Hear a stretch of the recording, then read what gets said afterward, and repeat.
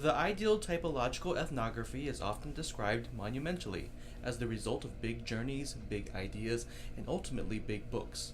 The image of E. Evans Pritchard, lovingly portrayed by James Clifford in his study of authority, often comes to mind. The ideal typical researcher, perhaps in a pith helmet, spending extended periods of time in a faraway place and in an unfamiliar culture. But how does one take a big journey into the ethnographic field of the internet? Does one spend months and years observing forums and blogs, we call them lurkers by the way, before emerging with an understanding of the locals recorded in fistfuls of precious Cheeto-stained field notes that must then be coded and organized into a monograph written in some academic setting, presumably without internet since you left the field? In our study, we engaged bronies, members of the My Little Pony Friendship is Magic fandom, in a milieu that resembles their everyday practices of being in a fandom. More specifically, we created a blog in which we interact with the fandom as both observers and peers, allowing people within the fandom to engage in their own metacultural commentary. Our methodological scheme sounds like if Evans Pritchard made his own village based on his understandings of Newark customs and invited participants to stay in it. But of course the incongruity of the joke is based on the notion of habitation. You don't live on a blog, you perform blogging or blog lurking for a certain amount of time before you go on to something else. Humans don't have wings or magic. They don't need it, they don't care. All they've got's imagination. New inventions everywhere. Babies, children, teens, and elders all alike have clothes to wear. It's so real to me. Anthropology. Yet what if Evans Pritchard had done this? If the Newer actually came to his village and enjoyed it, he would know that at least some of his assumptions about Newer culture represented things familiar to Newer social life, and presumably the Newer themselves would make or request changes more in keeping with their existing ontological frames. Furthermore, at some point, this constructed village occupied by the Newer would ostensibly become a Newer village in its own right, as the mark of Evans Pritchard became backgrounded and the agency of the Newer was foregrounded in daily life. It would be no less constructed, since all things social are. It would be less a construction of a particular person.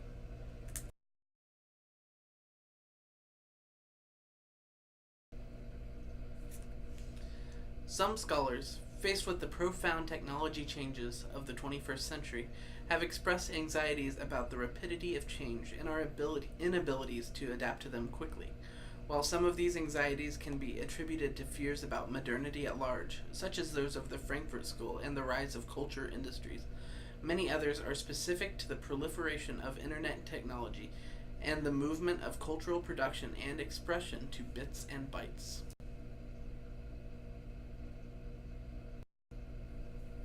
For instance, in his book Convergence Culture, Henry Jenkins argues that, quote, none of us really know how to live in this era of media convergence, collective intelligence, and participatory culture.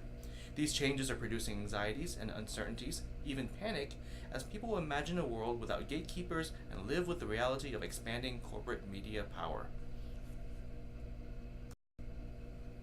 We counter Henry Jenkins's notion by insisting that people are remarkably adept at living their lives, technologically mediated or otherwise. Technologies result in new ways of doing old things, expressing oneself, forming communities, and interacting with others.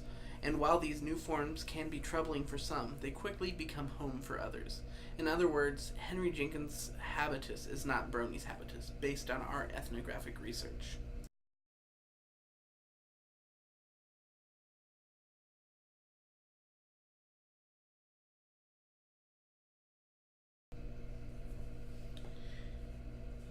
Here, we would like to lay out the remainder of this paper.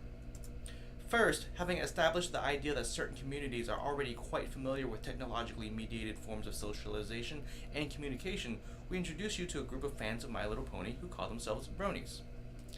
Secondly, we describe how our ethnographic research with the fandom, performed on our Creative Commons licensed blog at researchismagic.org through comments and joint post-authorship, has helped us to think about bronies' modes of attention and ways of inhabiting the world. Then, using our experience with this fandom, we apply Greg Urban's concept of metaculture to both the fandom and to scholarly work. Finally, after having collapsed together fan and scholarly metacultural discourses, we describe why ethnography and scholarly theorizing remain crucial within the ecosystem of researchers' magic specifically, and research in general.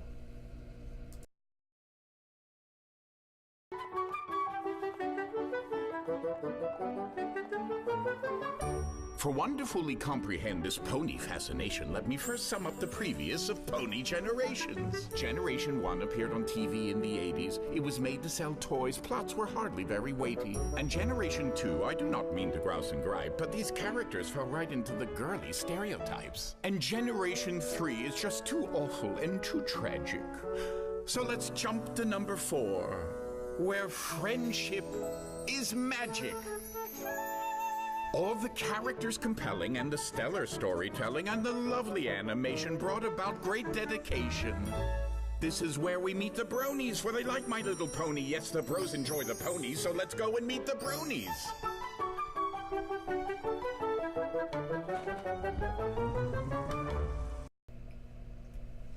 Bronies. The name comes from a portmanteau of bro and pony. Our fandom, comprising of largely adult, largely male fans of the most recent generation of Hasbro's My Little Pony franchise. Version of the show, created by Lauren Faust of Powerpuff Girls and Foster's Home for Imaginary Friends fame, attracted a large following of fans from outside the show's target demographic range. Studies of the fandom, such as the Brony Study, led by psychologists Dr. Patrick Edwards and Dr. Marcia Redden, and the annual herd census compiled by Coder Brony, report that about 85% of the fandom is male, the average age is around 20 years old, and 65% of people in the fandom are actual. Originally formed on 4chan, much of the fandom's activity takes place on the internet, where bronies discuss the show and create fan art such as pictures, crafts, music, and videos about the show. These initially online counters also carry over into offline meet space, or with things such as the organization of many brony conventions and meetup groups, a number of brony self-help groups to address problems people face in being a brony, and massive brony charity efforts such as Bronies for Good, which has raised over $175,000 for various charitable causes, and a recent campaign to raise money for Michael Morones, a young boy who attempted suicide after being teased for liking My Little Pony, which raised over $70,000 on its GoFundMe site before becoming its own nonprofit organization.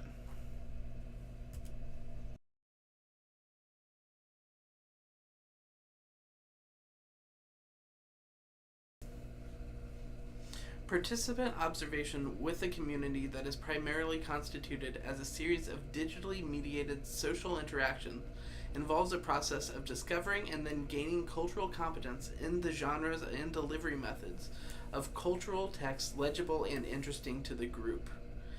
Many of those genres are quite familiar to us as people who live in a social world pretty closely to resembling that of our interlocutors. We spend time on social media sites, we employ many of the same pop culture references, and we were already familiar with the show. Jason has toys also, and you are welcome to buy him a Fluttershy Build-A-Bear if you would like. Therefore, we argue for an ethnographic methodology that emphasizes not the strangeness of media technologies to those in online communities, but rather their mundanity and everydayness. Our blog, Research is Magic, represents an attempt at participant observation that collapses the boundaries between academic and interlocutor based on those grounds, that we need not do the internet in different ways and places than our interlocutors, that a more productive way to interact with ethnographic subjects might be to theorize, create, and write with them in their myths rather than far away and long after the ethnographic encounter. With the multitude of cultural texts produced, being in the fandom is a praxis of attention, a study in how to gain it and what attracts it. Thus, our need to gain blog followers, in that we attract their attention, not that they become a cult, parallels the desires of fans to gain visibility. This slide is an example from a recent episode of the show Daring Don't. It follows the action hero pony Daring Do, an Indiana Jones-inspired character, and Rainbow Dash, who here takes on the role of a fangirl who ends up helping Daring Do on her adventure. The relationship between Daring Do and Rainbow Dash, for the initiated, resembles that between Indiana Jones and the semi-obscure character Short Round. During a live tweeting session of the episode's airing, Jason tweeted that Rainbow Dash was short round. Though a number of people made this comment, Jason's post was retweeted by Jason Thiessen, managing director of the show. And most likely through his retweet, Mike Vogel, a vice president of Hasbro Studios, confirmed the theory.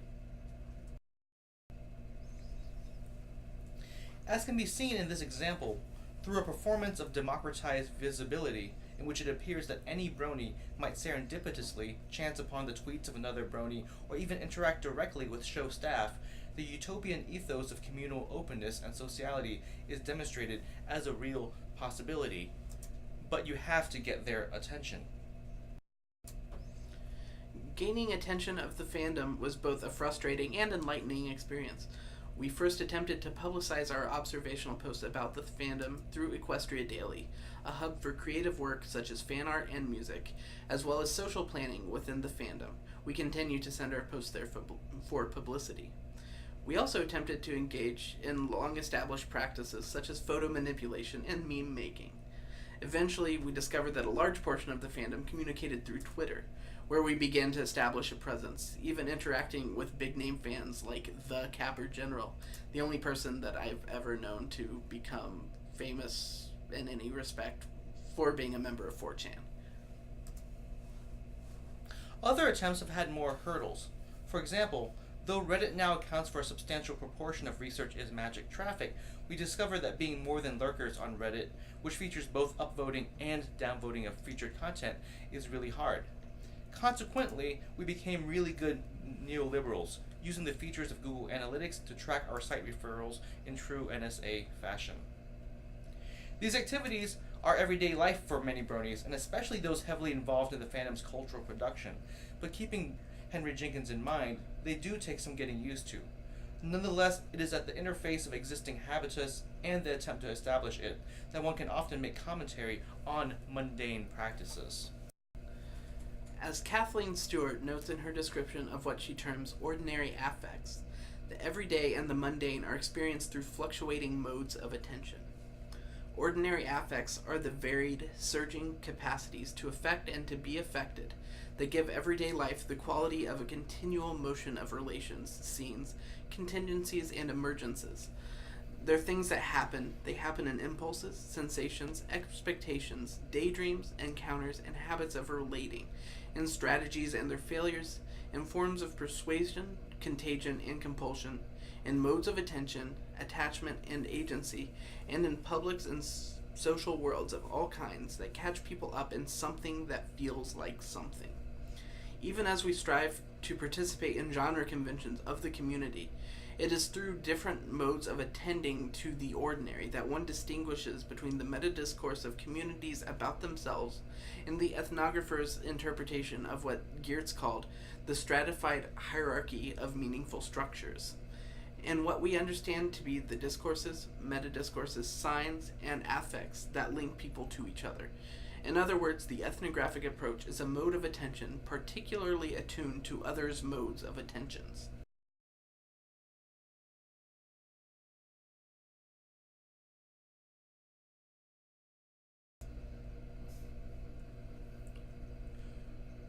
When the principal mode of interaction of participant observation with your community is through a series of meta-discursive texts about the fandom, blog posts about the experience of fandom written in tandem with bronies themselves, the social labor that goes into the construction of a particular group identity becomes so obvious as to become central to your analysis.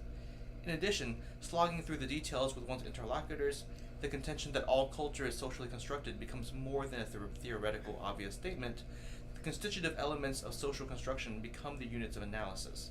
The question of what bronies do is quickly answered and becomes replaced with the questions of why and how bronies do what they do. If Geertz described thick description as an analysis to emphasize meaning as things suspended in webs of significance, then our analysis very quickly became one of the webs themselves.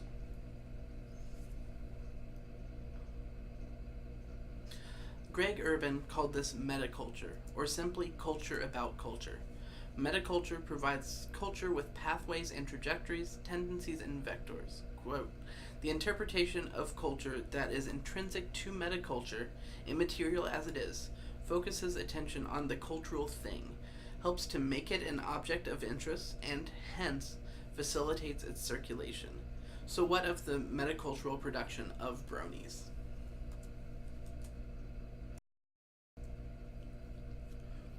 What follows are a number of observations from people who have visited our blog. This Benjamin Turner on his guest post, Being Different, Being Hated. I've always been a straight, white, middle-class male. Trekkie and Dungeons & Dragons might have been looked down upon widely enough to be the punchline to jokes, but they were not the sort of things that would elicit really serious prejudice. No professor ever suggested I couldn't have a future as an engineer. No one shoots dirty looks if I hold hands with my spouse. I'm not watched like a hawk while just out shopping. People might have thought I was a bit strange, but no one was going to judge me as worthless to society or inherently damaged because I own a replica of Xena's chakram. Then I became a brony.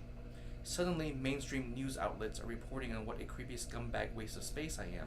I see in the documentary how bronies in some places are threatened with physical violence. There are people who truly hate us, and I would argue that it's not for what we choose, but for who we are. Yes, we choose to continue to watch the show, buy the merch, and participate in the fandom, but we didn't choose to love it in the first place. That's just part of who we are. Here is a comment by Danny in our first post. Hi, everyone.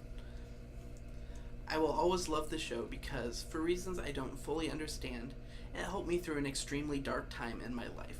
I had been broken, and this silly little show helped me put the pieces back together and recover the person that I had been before, something I will always be grateful for. I started digging into the fandom itself by visiting the site My Little Brony on the Cheeseburger Network. It just so happened that this was right around the time that Kiki Heavy died, and I was absolutely blown away by the outpouring of emotion from the community. The way the community responded to that little girl showed me that there were still decent people in the world. I was also deeply touched by the way that the community embraced Derpy as a character. They absolutely adored her and were outraged when Hasbro tried to erase her flaws. Having dealt with a stutter since I was 7, this reaction spoke to me on a deeper level.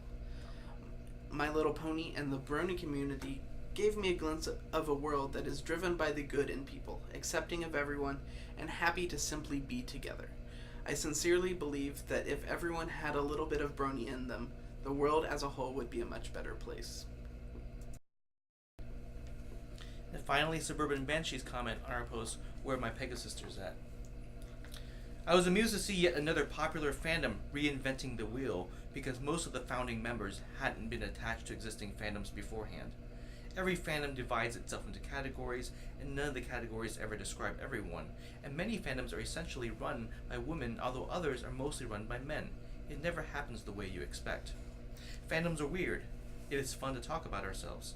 Let's keep on talking.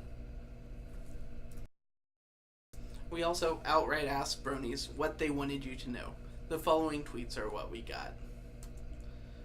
So, there are a whole lot of amazing, caring people in the fandom who come together to help others. That were 20% cooler. They wanted to say something positive about the community. That they're one of the best fandoms ever, and they accept and do anything for one another. And that were pretty boring.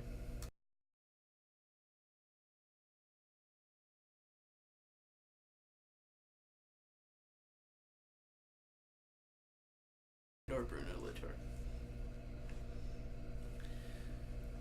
The reason research is magic has worked for us thus far as an ethnographic endeavor.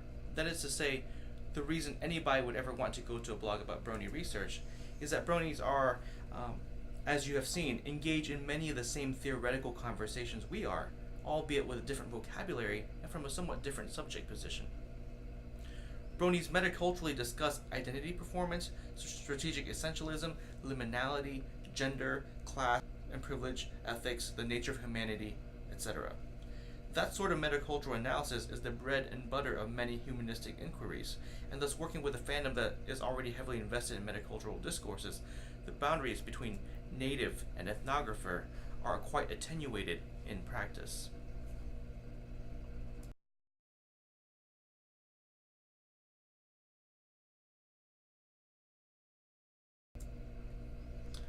What then is the point of an ethnographic inquiry if the people you are studying are already heavily invested in self-analysis? To paraphrase Susan Lepselter at Indiana University, what ethnography does is to explicitly talk about its process of theorizing. Even if metaculture is the self-referential aspect of a cultural practice that holds its pieces in place, it does not necessarily follow that it provides the tools for an analysis of itself. Ethnography, and cultural theory more generally, is a practice that, at its best, provides the blueprint for its own performance. And doing so, it ideally provides the means for critiques of its own knee-jerk reactions and habituated anxieties. Doing ethnography in this context, we can productively expand and critique current theoretical models at the interface between the metacultures of both the subjects and the researchers' communities. In conclusion, to be anxious about the changes brought about by human industries and creativity, a certain genre of which we call technology, in the narrativization of the current moment, is itself a long-standing pastime. The Gutenberg Press, the colonial encounter with the West, between the West and the rest of the world, atomic energy, and now the internet and the web, there is an endless list of moments providing great promise, great affordances in the parlance of technology scholarship, which have brought anxieties upon people, scholars, or otherwise. We believe that we should not do away with these anxieties, a useful barometer of human concern and discourse, but they should not obscure the rest of the enterprise. What we have argued here, through our work with our Browne friends, so comfortable and adept with living significant portions of their lives in cyberspace, is essentially that affordances, the opportunities that a particular thing provides that other things may not, are not purely technological in the narrow sense. While asking those important questions about social media and the internet, might we ask, what are the affordances of being a fan, of being part of a fandom, or of believing in the magic of friendship?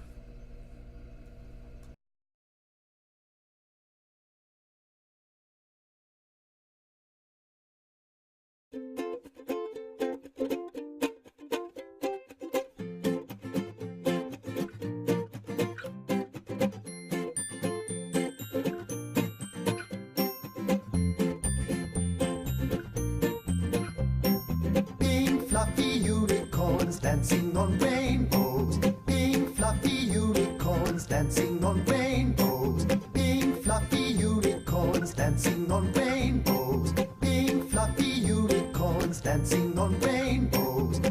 Let's test your knowledge and see what you've learned so far. What color are the unicorns? Pink! They're pink. Where are they dancing? Rainbows! Please use one word to describe the texture of their magical fur.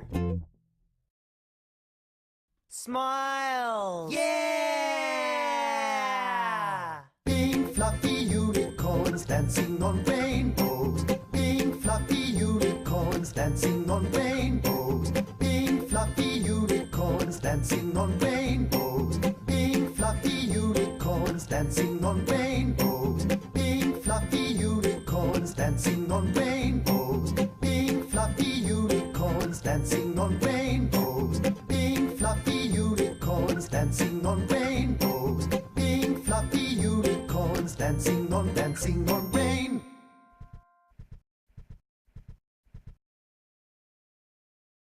Could you make me some breakfast?